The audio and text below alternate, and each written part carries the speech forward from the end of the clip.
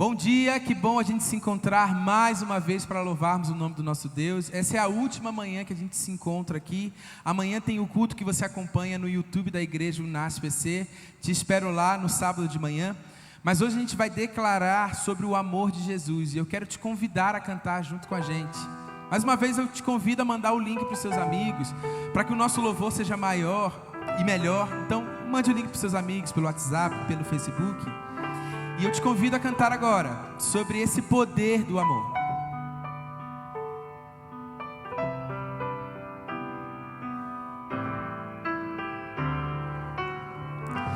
Venho a ti, Jesus, quero renovar meu ser. Sei que a graça vem só de ti, Senhor.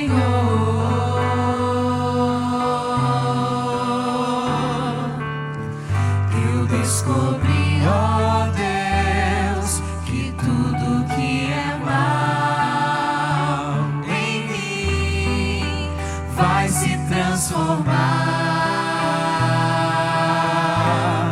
com o poder do amor.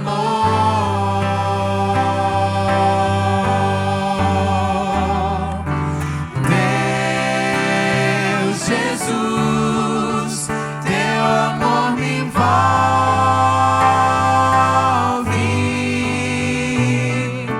Quero estar firme em tuas mãos.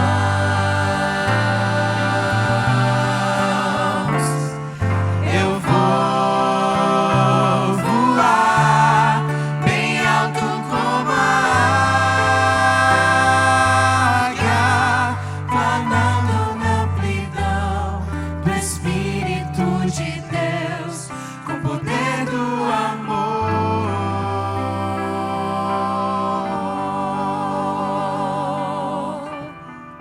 Esse amor de Jesus que é puro, leal, que transforma toda a nossa vida. Eu quero te convidar agora a cantar e reconhecer sobre esse amor de Jesus que nos transforma.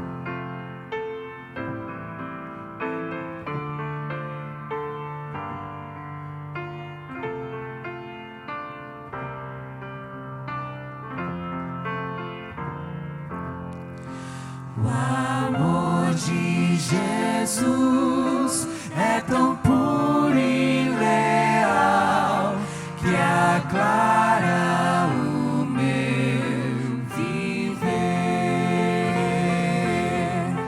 O amor de Jesus me liberta do mal e envolve meu pobre ser.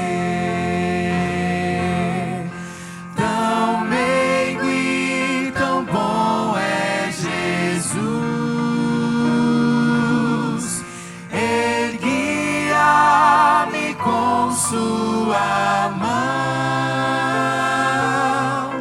O amor de Jesus é qual fonte de luz, tirou-me da escuridão.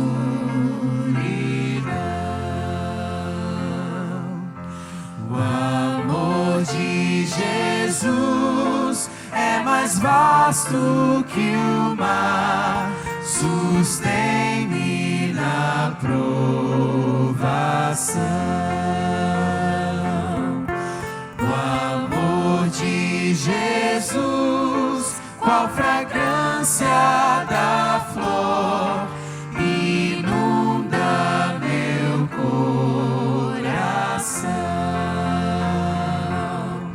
Sua paz dá-me calma e prazer.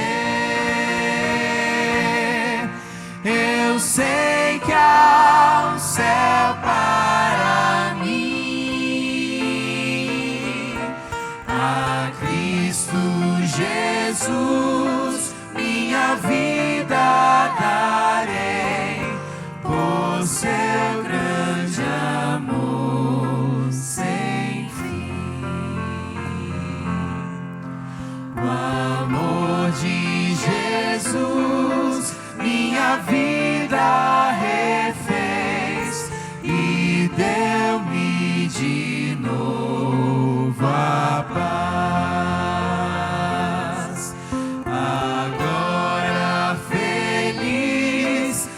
quero sempre seguir a senda que satisfaz,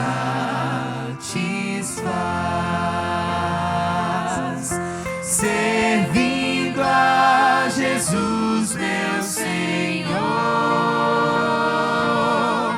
com zelo e com devoção.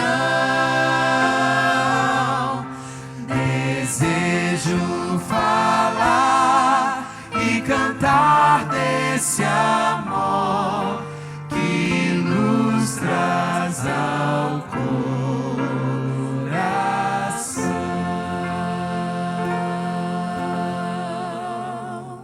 Amém. Vamos orar. Querido Deus, o pedido do nosso coração dessa manhã é que o amor de Jesus transforme as nossas vidas, as nossas ações, o nosso caráter. Queremos pedir e sentir que Jesus está do nosso lado, nos protegendo e nos guiando.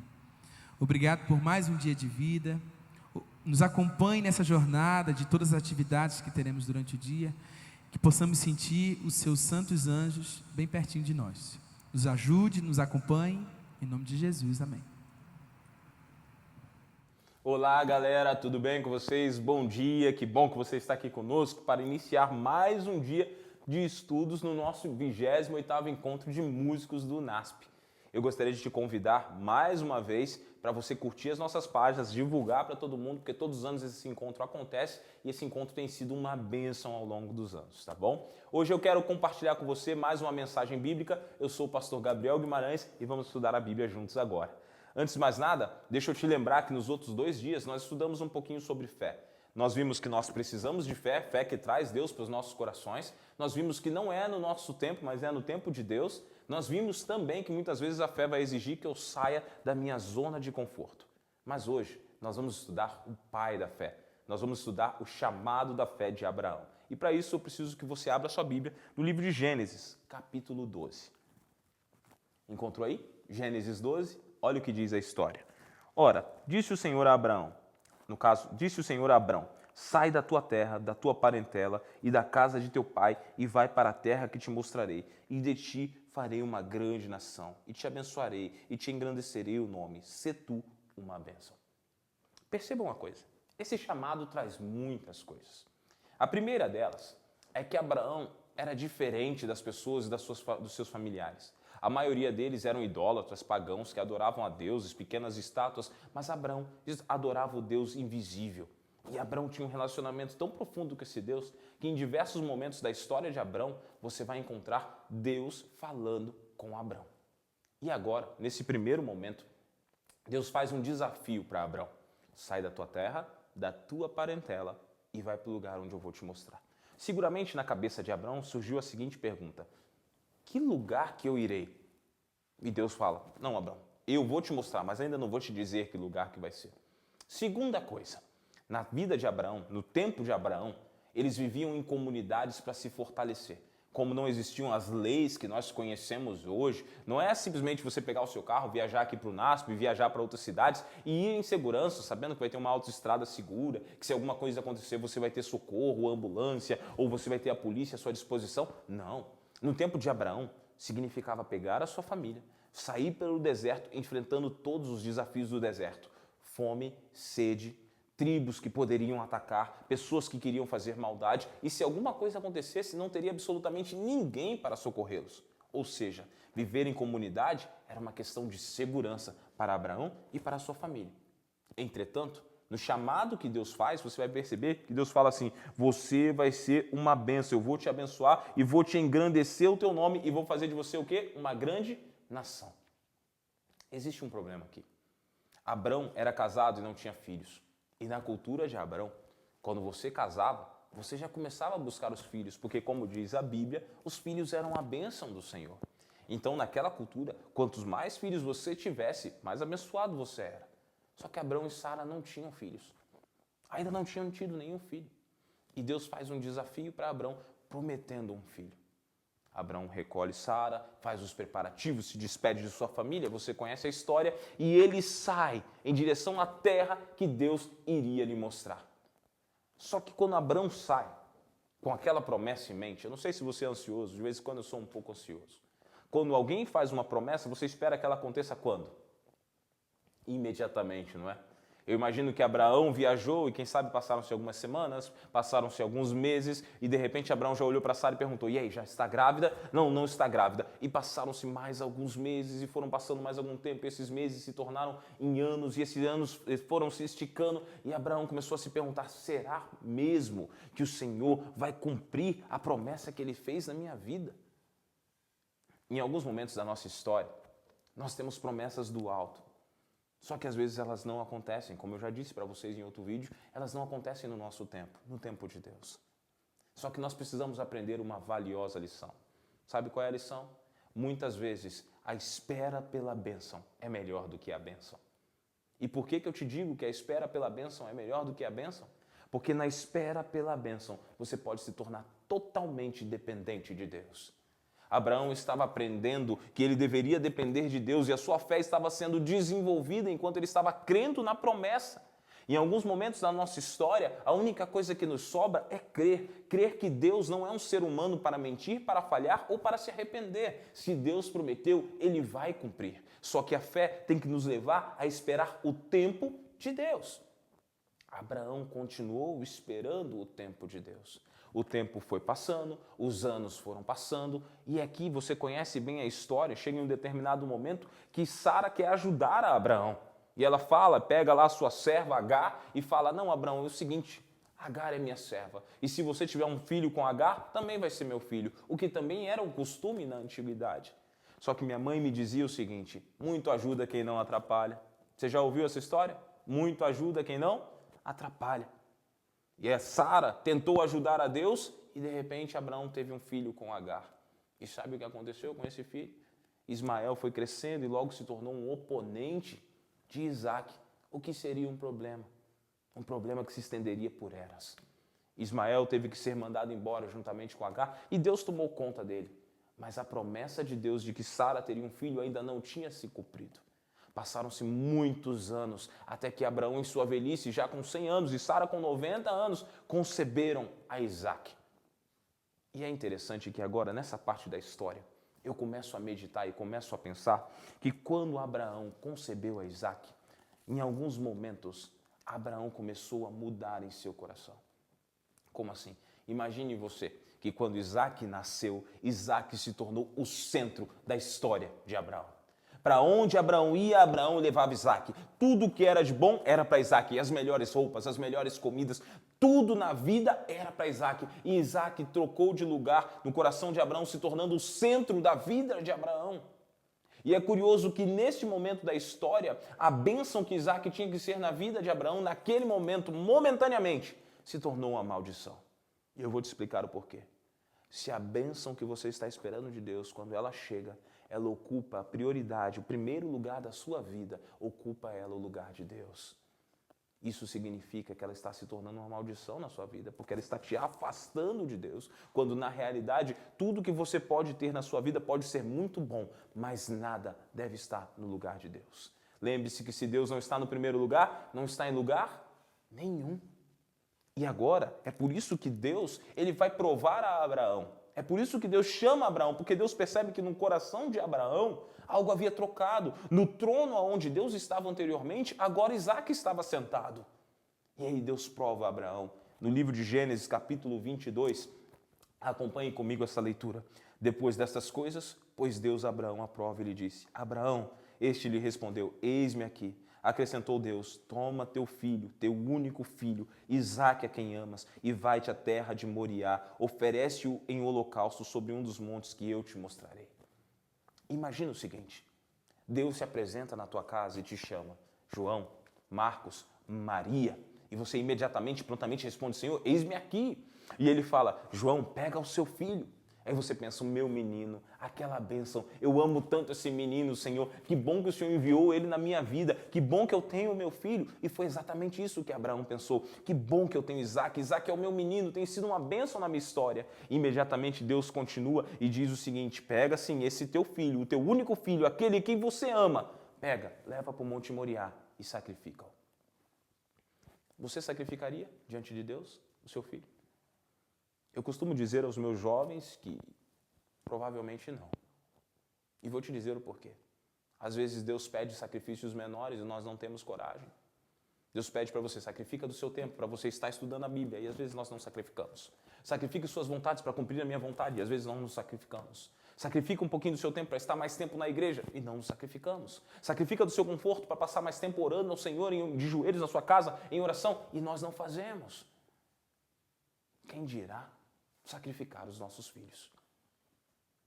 Mas é curioso que se segue um dos versículos mais frios da história bíblica. Eu vou te dizer por que mais frio.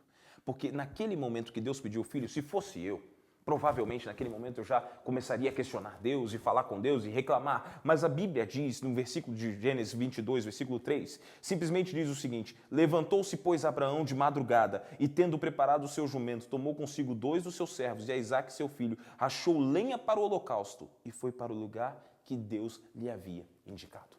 Ou seja, Abraão não reclama com Deus, levanta de madrugada, prepara a lenha, pega 2 servos, prepara o jumento, pega Isaque e segue.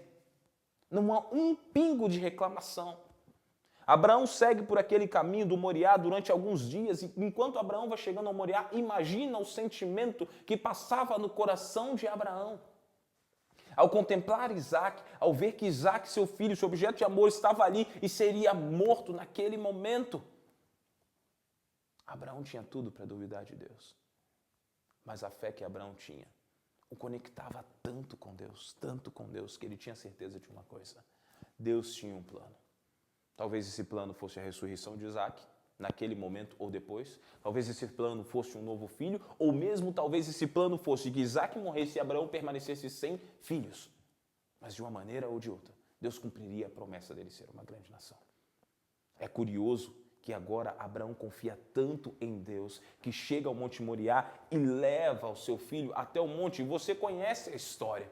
Quando Abraão chega no monte, Isaque fica agora sentado, deitado agora no altar de sacrifício. E aqui eu quero abrir um parênteses para você, pai, você, mãe.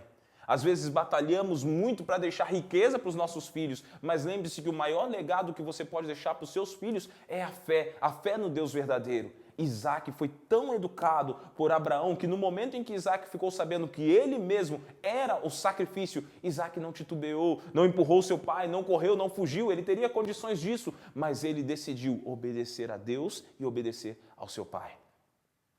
Naquele momento, eu quero que você imagine comigo, Abraão levanta o cutelo e naquele momento Deus do céu percebeu que no coração de Abraão Deus havia voltado a ser a prioridade, havia voltado a ser o essencial, havia voltado a ser o centro, de tal maneira que Abraão preferia cumprir a vontade de Deus a ter o seu filho que ele tanto amava. O livro de Hebreus diz que Abraão fez isso porque Abraão divisava de longe as promessas. Ele viu uma cidade que foi formada por Deus, ele viu um céu que estava no futuro, e por isso Abraão decidiu confiar no Senhor. É curioso que ao olhar para essa cena eu começo a me perguntar, se eu tivesse que subir o Moriá hoje, o que eu teria que sacrificar para Deus voltar a ser o centro da minha vida? Talvez eu estou falando para alguém que durante o longo período de 2021, quem sabe ao longo de sua vida, de anos que você tem trabalhado, algumas coisas têm ocupado o seu coração e elas têm se tornado o centro de sua história. Mas eu preciso te lembrar que nada pode tomar o lugar de Deus na sua vida e que talvez hoje seja o dia de você espiritualmente subir o Moriá e apresentar diante do altar do Senhor o que tem tomado o lugar de Deus na sua vida. Quem sabe pode ser um relacionamento, um trabalho ou qualquer outra coisa. Não importa. Você precisa tornar Deus o centro da sua história, a prioridade dos seus dias. Sabe por quê? O livro de Romanos diz o seguinte, com esse texto eu já vou caminhando para o meu final. O livro de Romanos, capítulo 11, versículo 36, diz o seguinte: porque dele e por meio dele e para ele são todas as coisas. A ele, pois, a glória eternamente. Amém. Lembre-se que sua vida, sua família, seus recursos, seus talentos, tudo que você tem é para a honra e glória de Deus. Por isso, torne Deus o centro da sua vida e da sua história. Feche seus olhos, vamos falar com Deus. Pai, nós aprendemos tanto com a história de Abraão, o pai da fé. Abraão se tornou o pai da fé porque confiou em Ti acima de todas as coisas. E hoje nós estamos aqui, Senhor, para te suplicar que o Senhor venha ser o centro de nosso coração, o centro de nossa história, o centro de nossa vida. Se em algum lugar, em alguma coisa tem tomado o teu lugar nas nossas vidas, por favor, Senhor, ajuda-nos a tirar qualquer coisa que tenha ocupado o trono de nossos corações e que o Senhor possa estar aqui sentado, reinando em nossas vidas e que a sua vontade seja soberana nos nossos corações e na nossa história. Permaneça com cada pessoa que está aqui nos assistindo, permaneça com cada um desses estudantes e que cada um deles possa estar de mãos dadas contigo, caminhando como Abraão caminhou, seguindo os seus planos, ó Deus, seguindo a tua vontade, ó Deus, mas acima de tudo, seguindo na direção da promessa de um céu ao teu lado com Cristo Jesus. Permaneça conosco, dá-nos um dia contigo, tudo isso eu te peço em nome de Jesus. Amém. Que Deus te abençoe e te guarde e te dê um ótimo dia de estudos. Fica com Deus, um grande abraço.